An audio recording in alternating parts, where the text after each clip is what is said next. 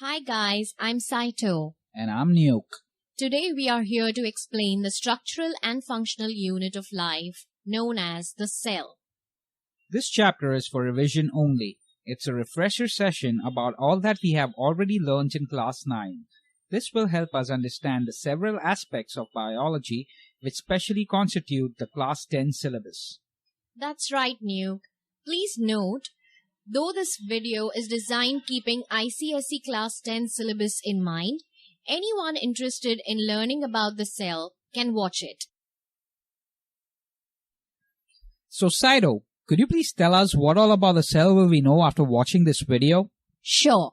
In this video, we'll cover the following topics related to the cell. What is a cell? A basic introduction. Single-celled and multicelled organisms. Cell, its shape and size. Animal cell and plant cell. Structure of a cell. Essential parts and organelles. Parts of a cell, their characteristics and functions. Microscopic examination of an onion peel. And nucleus, key to the life of a cell. Wow, that's quite a lot. Don't worry, Nuke. We'll make it interesting enough for you and our viewers. Great, I'm excited already. Let's get started. Okay, so what is a cell? All living organisms, big or small, are made up of microscopic cells. Okay, but what does that actually mean? This means that if we were to break down any living organism to its smallest possible form, we would end up with a single cell. This includes single-celled organisms like bacteria or bigger multicelled organisms like ourselves. I get it now. So all organisms, as small as bacteria or as big as humans, are basically made up of the same thing, cells. Correct, Nuke. Let's keep going. So each organism starts its life as a single cell. This cell then undergoes repeated divisions to form a large mass of cells. Therefore, cells are often referred to as the building blocks of life. Cells then get specialized to perform various tasks. Examples of these tasks are photosynthesis, respiration, digestion, etc. And that's why cells are the basic structural and functional unit of life. Nuke, I hope you have understood what all I just explained. I hope so too. Let's check. I'll try and summarize all of it. You then decide how I fare. Okay, go for it. Okay, here we go. All living organisms, big or small, are made up of microscopic cells. Each organism starts its life as a single cell. This cell eventually undergoes repeated divisions to form an even bigger mass of cells. Am I correct so far, Saito? Yes, absolutely. Great. And therefore, cells are often referred to as building blocks of life. Cells do get specialized to perform various tasks like photosynthesis, digestion, and respiration. And therefore, cells are basic structural and functional unit of life. Good job, Nuke. That was awesome. Thanks, Saito. Okay, let's proceed. We will now understand what are single and multicelled organisms. So, organisms that are made up of just one cell are called single-celled organisms. Its examples are bacteria, yeast, and amoeba. Next, organisms that are made up of just a few hundred or thousand cells are referred to as few-celled organisms. Its examples are Spirogyra and Volvox. Nuke, could you now guess what multicelled organisms are? Yes, they are organisms that are made up of multiple cells. They could include millions and billions of cells. Perfect. What about some examples? Sure. Examples could include humans and fruits. Let's say mangoes. Mangoes. Delicious. That's correct too. Let's move on to size and shape of cells. As for the size, cells are very small and can be seen only through a microscope. Red blood cells in animals are the smallest cells, while their nerve cells are the longest ones. The largest cells are the yellow yolks in the bird's eggs. Just for your information, an ostrich egg is the largest single cell of the living world today. That sounds easy. So RBCs are the smallest, nerve cells are the longest, and an ostrich egg is the largest cell. That's right. Now let's see what an average human body like ours constitutes of normally. The whole body contains 1,000 million cells. 10,000 millions of these are just nerve cells. They also include about 25 million red blood cells and approximately 30,000 million white blood cells. I can't believe our bodies contain such a great number of cells. Yes, they do. Remember, we are basically just a large mass of cells. True that. Alright, let's move on to cell shapes. Shapes of cells are often related to the functions they perform. Let's take human red blood cells for example. These are circular and biconcave so that they are able to pass through capillaries easily and transport oxygen to our various organs. White blood cells, on the other hand, are amoeboid in shape. That is, they are amoeba-like with an addition of pseudopodia. This shape helps them squeeze their way through capillary walls to reach their destination quickly. Next, nerve cells are very long. This is to conduct impulse to and from different parts of the body to the brain. Guard cells of the stomatal pore in leaves are bean-shaped to open and close. Nuke, did you make a mental note of the different cell shapes that I just explained? Yes, Saito, I believe I did. Let me give our viewers a quick recap. Correct me if I'm wrong. RBCs are circular and biconcave to pass through capillary walls while transporting oxygen. WBCs are amoeboid with pseudopodia. This is to quickly squeeze through capillary walls. Nerve cells are long for conducting impulses between the body and the brain. And guard cells are bean-shaped so that they can open and close. Well done, Nuke. That's absolutely correct. We'll now see the general diagrams of animal and plant cells. Let's begin with the animal cell. Here's the diagram. Nuke, could you be so kind and label the parts for us? I know you know them all. Sure, Saito. Here is the cell membrane. This is the Golgi body. Here is the cytoplasm. Then we have the smooth endoplasmic reticulum with the rough endoplasmic reticulum. Here are the centrosomes. This is the lysosome.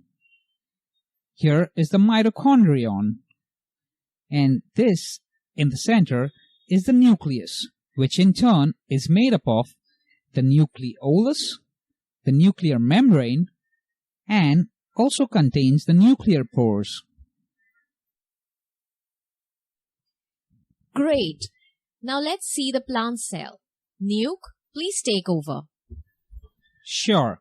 Now most of the parts are the same as they were in the animal cell, except for a few additions. Let me label them all for you. Here's the mitochondrion. This is the nucleus. The cytoplasm. Here is the Golgi body. Here are the smooth and the rough endoplasmic reticulum. This is the cell membrane. Now for the exceptions I was talking about, in plant cell we have additional cell wall, chloroplast, and the vacuole. Now that we have seen both the plant and the animal cell, let me show you the major differences. First is the size and the boundaries. Second is the presence of cell wall in the plant cell. Next is the density of the cytoplasm. Then there is the presence of centrosome in animal cells. Next is the presence of vacuoles and plastids in the plant cell. Now that we have seen both the diagrams, let me list the differences in a tabular format. Plant cell is usually larger with distinct outlines. Animal cell is smaller with less distinct boundaries. Plant cell has a definite cell wall made up of cellulose. Animal cell has no such cell wall. Cytoplasm in the plant cell is less dense. In the animal cell, the cytoplasm is denser and more granular. Plant cell has a thin lining of cytoplasm which is pushed to the periphery, while in animal cells, cytoplasm fills almost the entire cell. Centrosome is not present in the plant cell, while in the animal cell, we see centrosomes. Plant cell usually contains plastids. Animal cell does not contain plastids. Vacuoles are larger and prominent. Usually, plant cells contain a single vacuole. Vacuole, if present, are very small and temporary in animal cell, which are used for excretion or secretion. Nuke, I must say you explained the cells very well. Thank you, Saito. We'll now understand the essential parts of a cell, which are the cell membrane, the cytoplasm, and the nucleus. Now let's begin with the cell membrane. Cell membrane, also known as plasma membrane, encircles the entire cell. It is a living membrane and has fine pores. It is semi-permeable, also called differentially or selectively permeable. This means that it allows only certain substances to pass through while preventing others. Plant cells have an additional outer non-living layer called the cell wall, which surrounds the cell membrane. The cell wall is mostly made up of cellulose. It gives shape and rigidity to the cell. It is freely permeable, which means that it allows substances in a solution to enter and leave the cell without any hindrance. Now let's move on to cytoplasm. Cytoplasm is the part inside the cell membrane and outside the nucleus. It is a semi-liquid substance. It contains several organelles, each having specific functions. Several chemical reactions catalyzed by enzymes occur in it. Other than organelles, the cytoplasm is made up of cytosol, which is mainly the liquid medium. And last but not the least, nucleus. Nucleus is a large spherical body situated mostly in the center of the cytoplasm. It is surrounded by a double-layered nuclear membrane containing nuclear pores. The ground substance of the nucleus is semi-solid nucleoplasm, which contains one or more round-shaped nucleoli, singular nucleolus. The nucleoplasm contains a network of dark-colored fibers called chromatin fibers. During cell division, these fibers condense into short, thick chromosomes. Now let's understand finer structures of cell, the organelles. Organelles are the specialized membrane-bound compartments in a cell concerned with definite functions. Organelles in a cell are similar to the organs in a body. Organs in a body perform one or more specific functions. In the same way, organelles in a cell also perform specific functions. Saito, here is an example. Like lungs in our body perform respiration, chloroplasts in plant cells perform photosynthesis. Is that correct? Yes, Nuke, that's absolutely right. Great. Okay, let's proceed. The living parts of a cell, including cytoplasm, nucleus, and other living bodies, are collectively known as protoplasm or protoplast. The term protoplast is appropriately used for a plant cell after excluding the cell wall. The living bodies, which are almost the same in both plant and animal cells, except cell wall in plants and centrosome with centrioles in animals, are called organelles. We will now go through the characteristics and functions for all cell parts. I'll state their characteristics, and Nuke, you state their functions, okay? Okay, sounds good to me. Let's begin with cell membrane. It is the outermost layer in animal cells. It lies next to the cell wall in plant cells. It is a very thin, flexible living membrane and has fine pores. It is semi-permeable and is made up of lipoproteins. As for its functions, it separates contents of the cell from its surroundings.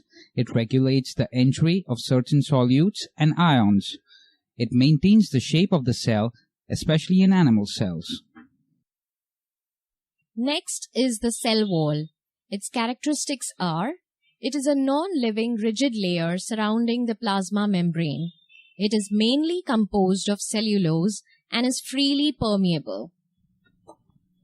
And its functions are: it gives rigidity and shape to the plant cell, it allows substances in solution to enter and exit the cell, and it provides the overall protection to the cell. Next, cytoplasm. Its characteristics are: it consists of all the parts inside the plasma membrane except for the nucleus. It contains the mixture of water and soluble inorganic and organic compounds and various organelles. As for its functions, the cytoplasm has different organelles which perform various functions. All metabolic activities occur within the cytoplasm. It is the medium for the earlier steps of respiration, that is, the production of pyruvic acid in anaerobic respiration. The next part of the cell is endoplasmic reticulum. Its characteristics are: it is an irregular network of tubular double membrane. It is continuous with the plasma membrane on the outside and the nuclear membrane on the inside. It may be smooth or rough. It is rough when ribosomes are attached to it. And now for the functions, it is a supportive framework for the cell, and it helps in the synthesis and transport of proteins and fat. Now let's see mitochondria. Its characteristics are: it is usually shaped like a sausage. It is double-walled, inner wall thrown into folds known as cristae. It has its own DNA containing several genes. It also contains its own ribosomes. Now let's see the functions. It is responsible for the release of energy from pyruvic acid produced in the cytoplasm in form of ATP. It is the seat of cellular aerobic respiration and stores energy. It is also responsible for the synthesis of respiratory enzymes. Next is Golgi apparatus. Characteristics: they are stacks of flattened membrane sacs. They consist of tubules, vesicles, and vacuoles. And its functions include synthesis and secretion of enzymes and hormones, and the formation of acrosome of the sperm. Next is ribosomes. Characteristics: they are small granules, either scattered in the cytoplasm or attached to the outside of the endoplasmic reticulum. They are single-walled, dense, spherical bodies composed mainly of RNA. The only function of the ribosomes is protein synthesis. Next is lysosomes. The characteristics are: they are membranous sacs budded off from Golgi body. They contain 40 different types of enzymes. Their functions include intracellular digestion, destruction of foreign substances, and if the cell is old or injured, they rapidly destroy organelles. Hence, it is also referred to as the suicide bags. It also is responsible for the digestion of cartilages during the formation of bones. Centrosome. Its characteristics are: it is a region surrounding centrioles located near the nucleus. It contains one or two centrioles, and these centrioles are surrounded by microtubules. And its functions are that it initiates and regulates cell division and forms spindle fibers with the help of asters. Next is plastids. The characteristics are, they are of several kinds. Most common ones are chloroplasts containing the green pigment chlorophyll. They are double-membraned, proteinaceous matrix, and they contain DNA. They have disc-like structures called thylakoids containing chlorophyll. As for the functions, the chromoplasts are responsible for imparting colors to flowers and fruits. Xanthophyll gives the yellow color, while carotene gives the orange and the red colors. Chloroplasts that are green in color trap solar energy for photosynthesis. Leucoplast stores starch, and anthocyanin pigment is dissolved in the cytoplasm, which is blue and violet in color. Next is nucleus. The characteristics are, it is the largest cell organelle. It is mostly spherical and dense. It contains a nuclear membrane with pores to allow substances to enter and exit. It has a network of thread-like structures called chromatin fibers which contain DNA. Functions. It regulates the cell functions. If removed, the cell dies. It contains chromosomes that are the bearers of genes that control hereditary characteristics. The nucleolus. Characteristics. There are one or more round-shaped nucleoli present inside the nucleus. Functions. They are responsible for producing ribosomes. They participate in protein synthesis by forming and storing RNA, and they dictate ribosomes to synthesize proteins. Chromatin fibers. The characteristics are, it is a network and resting stage of the nucleus which condenses into chromosomes during cell division. It is made up of DNA threads. Functions. The chromosomes carry hereditary information or the genes. Next is vacuoles. The characteristics are, they are non-living. They are clear spaces with water or other substances in solution. Plant cells have larger vacuoles, while animal cells have fewer and smaller ones. They have a covering called tonoplast. As for the functions, they are responsible for the storage of water and other substances which include food, pigments, and other waste products. They give turgidity to the plant cells by pressing against the cell wall. The next is granules. The characteristics are, they are non-living, small particles, crystals, or droplets. They hold starch in plant cells, glycogen in animal cells, and fat-containing granules serve as food for the entire cell. Next, Nuke will show us microscopic examination of an onion peel. Okay, so let's begin with the preparation of the onion peel. The steps are, first we will cut the onion bulb into 4 pieces or quarters lengthwise. We will then, from one of these quarters, remove a thick scale leaf and tear it from the inner concave side so as to get a thin transparent peel. Using forceps, we will remove this peel and place it in a watch glass containing some water. Next, let's prepare the slide for this experiment. Cut a square piece of the peel and mount it on a slide in a drop of water.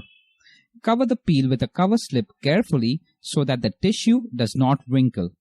You may also stain the material with iodine or eosin solution to make the nucleus more distinct. Finally, we will examine this slide under a low-power microscope. So here's what the cell will look like under the microscope. Note, onion peel cells have somewhat regular shape, which is linear or rectangular. Each cell has a prominent cell wall, a nucleus, and the cytoplasm with 1 or 2 large vacuoles. The cells are firmly bound together, and the nucleus is placed towards one side, which is usually the case in all plant cells. Well done, Nuke. You made this experiment look easy and interesting. Thanks, Saito.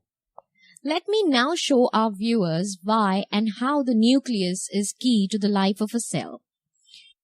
Although every part of a cell contributes to the life of the cell as a whole, yet the key performer or the master of each cell is the nucleus.